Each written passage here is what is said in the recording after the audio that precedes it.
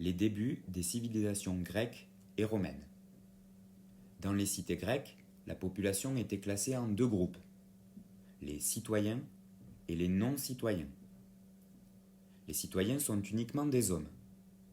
Ils sont en plus petit nombre, mais ils ont beaucoup de pouvoir. Ils s'impliquent et participent à la vie militaire, à la vie religieuse et à la vie politique de leur cité. En contrepartie de ces quelques devoirs, les citoyens ont beaucoup de droits. L'autre groupe, les non-citoyens, correspond au reste des habitants de la cité. Il y avait donc les femmes et les enfants des citoyens, les métèques, c'est-à-dire des gens qui sont originaires d'autres cités grecques, et enfin les esclaves. Il est intéressant désormais de se concentrer sur la cité et sur les citoyens d'Athènes. Athènes, au VIe siècle avant notre ère, est confrontée à une crise politique et sociale. D'une part, à la campagne, les inégalités sont fortes entre les citoyens riches et nobles car propriétaires des champs et les autres citoyens paysans plus pauvres. Ce sont exclusivement les riches qui prenaient les décisions politiques de la cité et cela crée des tensions entre les habitants. D'autre part, en ville, le développement du commerce en Méditerranée enrichit fortement les artisans qui fabriquent des objets et les commerçants qui vendent ces objets. Ces personnes réclament un pouvoir plus important à la cité et ne veulent plus que les décisions politiques soient prises uniquement par les riches citoyens propriétaires de terres. Les citoyens athéniens cherchent alors une solution pour maintenir l'unité de la cité et pour réduire les mécontentements et les inégalités. Cette réflexion aboutit à plusieurs réformes, c'est-à-dire des lois sur l'organisation de la vie politique de la cité. Ces réformes prennent le nom de leur créateur.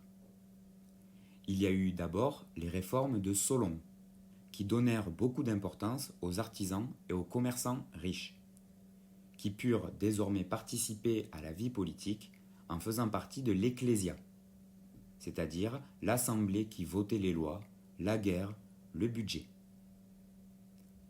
Il y a eu ensuite les réformes de Clisthène, qui ont eu pour effet de réduire le pouvoir des citoyens les plus riches. En effet, Clisthène déclara l'égalité devant la loi de tous les citoyens, riches ou pauvres, et créa un conseil des 500 appelé Boulée, où les 500 citoyens qui en faisaient partie étaient tirés au sort. Enfin, il y a eu les réformes de Périclès, où une somme d'argent était versée aux citoyens. Cela permettait même aux citoyens les plus pauvres de quitter de temps en temps leur travail pour accomplir leur devoir politique de citoyen.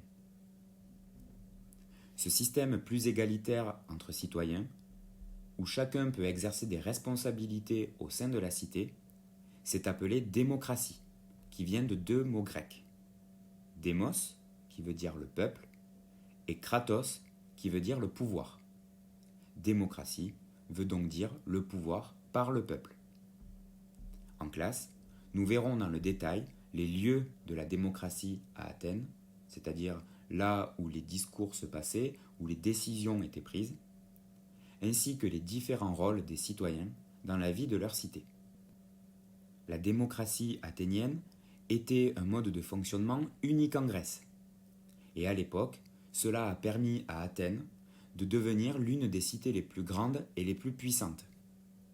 En effet, l'organisation démocratique de la cité et la forte implication des citoyens a permis la victoire des Grecs dans la guerre contre les Perses, un peuple venu d'Asie.